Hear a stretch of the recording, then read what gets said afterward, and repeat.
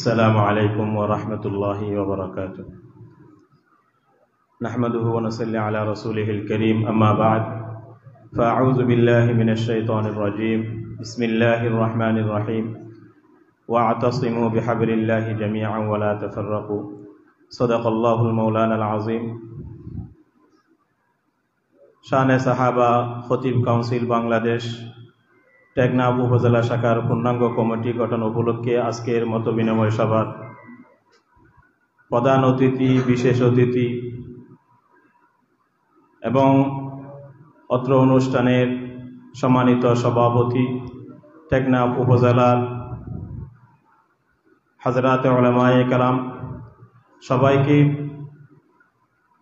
আমার পক্ষ থেকে আন্তরিক মোবারকবাদ। সম্মানিত উপস্থিতি, শানে সাহাবা খতিব কাউন্সিল সম্পর্কে আর কিছু বলার অপেক্ষা রাখে না।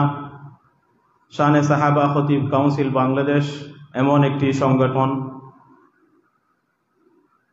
যে সংগঠন বর্তমানে প্রশংসার উপরে।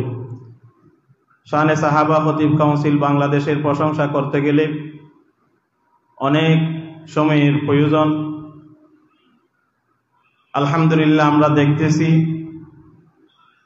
কথা এবং কাজে বিশ্বাসী এই সংগঠন বর্তমান অনেক ইমাম, মুয়াজ্জিন, খতিব, এমনকি সাধারণ মুসল্লিদের পাশেও দাঁড়িয়ে তাদের সাহায্য সহযোগিতা করতেছে।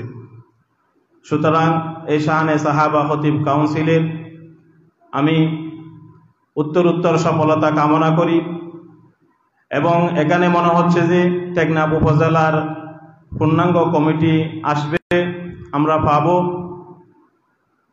আমার বিশ্বাস, এই খতিব কাউন্সিল বাংলাদেশে যোগ্যতা বলে কেউ দায়িত্ব পায় না।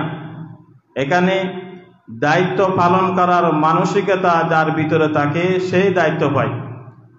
যথাযথভাবে, যথা নিয়মে, সঠিক নিয়মে যদি দায়িত্ব পালন করে, সেটাই মানব সেবা, সেটাই হবে মানব কল্যাণমূলক কাজ।